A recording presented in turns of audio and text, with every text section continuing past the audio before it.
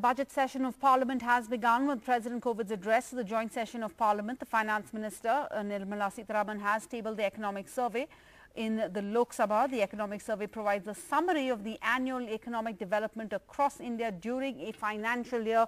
So what should we make of the findings of this economic survey? Joining us now, Mr. Chandrajit Banerjee, the Director General of the ECI. Thank you for your time, Mr. Banerjee. So first and foremost, would you agree with the economic survey's view that India is experiencing a V-shaped recovery? Yes, I would think that India is poised for a very strong recovery, and the projected recovery in FY22 is indeed very encouraging after the GDP contraction that you saw in FY21. What is important is that this recovery needs to be supported by very strong higher investment, so that the multiplier effect is really visible in the forthcoming year. So that's it's just it's a V-shaped recovery, definitely, but we need to see to it that there are certain interventions which are required to make it happen, and one would really look forward to those interventions in the budget very strongly. Besides many other interventions that are required besides the budget. So because the attention is now on budget, so let's talk about what could those important interventions that the budget could bring in to make that V-shaped recovery possible. So go ahead. What are you hoping for? See, I would imagine what has the last few months taught us as well as globally is of course the importance of lives and the importance of health. And I see that the economic survey talks about it pretty strongly, and I would really look at lives and healthcare, lives and health, lives to be a very, very important area of focus on.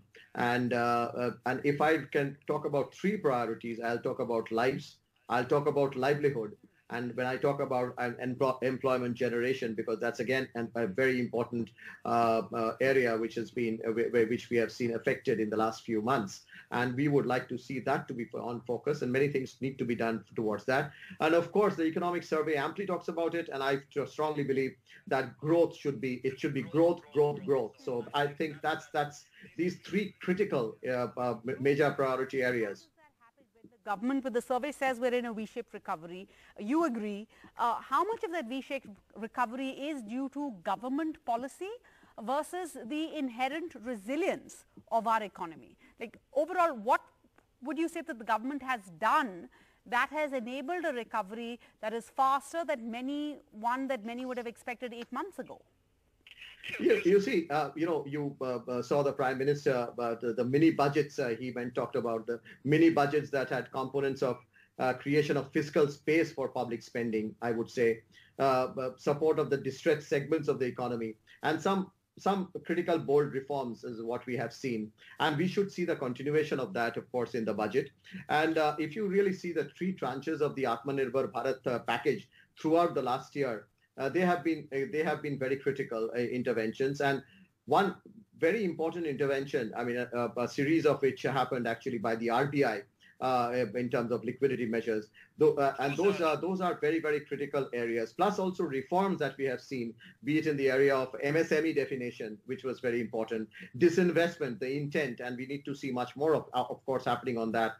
Opening up of the nuclear energy and space sector and the power sector, and these are good intents. These need to be now taken forward in terms of implementation, and I would think that these are important interventions which have happened. And clearly there has to be a continuation of that in terms of reforms in the budget. And I really focus the budget to be strongly reforms oriented in certain areas to see that growth happen. We'll come to reforms and what it says on the farmers' protest issue. But I just want to continue. So where do you stand? Should the government undertake major fiscal stimulus in this budget? Because that's a big debate at this point of time, right? Is that necessary given the pace of the recovery and given that India's fiscal deficit is already at very high levels? Yeah, you see, again, one very important area that even the economic survey touches upon. I would think that there is this question of fiscal space which has been asked by many pundits, and many of them have talked about whether we should and how we should. But I think that we have to look at it at a 3-year sort of a framework instead of looking at 1-year framework. And the budget should announce a sort of a calibrated spending, if one can say, that will gradually bring back to a prudent sort of a fiscal deficit over a period of time. And I would think that it is not always there has to be different ways that the government can actually look at revenues coming in. And I would imagine there are several ways to boost revenues. One important way of boosting revenue, I touched upon it a little while back, is on disinvestment. So privatization of the public sector units, including the loss-making and profitable PSUs. That's really an imperative to be carried out as per sort of a very strong implementable defined plan. And also the government can reduce its stake actually to below 50%. The other very important area that one really should talk about at this point in time is assets such as land, assets such as infrastructure. These can actually be monetized to raise revenues adequately, and that really bridges the gap. And I see that to be there pretty much available. The importance is the quality of the fiscal gap, not just the quantity. We should really look at it from that perspective in these types of times in all economies. All right. And lastly, you mentioned reforms. You're looking forward to big reforms, more reforms you think are necessary in this budget. So the survey on the farmers' protest issue, it says that the triple farm reforms are a remedy. They are not a malady, and that this will herald an era of market reform. That's exactly what the protesting farmers seem to be wary about. I ask this because the economic survey has come at a time when it says that the agriculture is cushioning the shock of the COVID-19 pandemic on the economy. Yes, agricultural reforms extremely important, and I do think that the government, the way it has gone about, the way things have happened, are not something that anybody would subscribe to. But at the same time, agricultural reforms, the rural economy has really held so very strongly, the rural economy at large and the agricultural sector. But you must keep in mind one thing: it's very important to see sustained agricultural growth.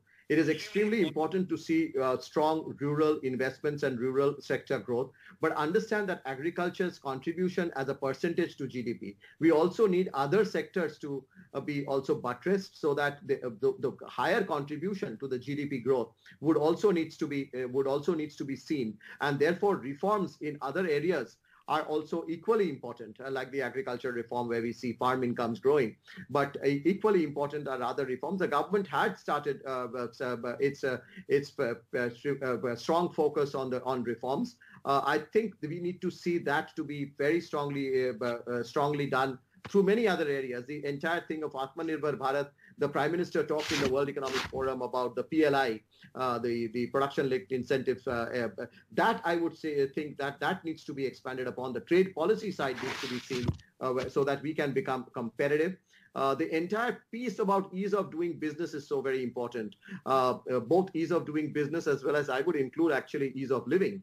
These are very important areas. And also the budget, when we talk about the budget, I look at the financial sector reforms to be of very, very critical importance. So I see a large number of areas of reforms which are possible, which are not so very contentious also at times, which needs to be seen very strongly to be pushed through by the government, which is a bold government, by the way.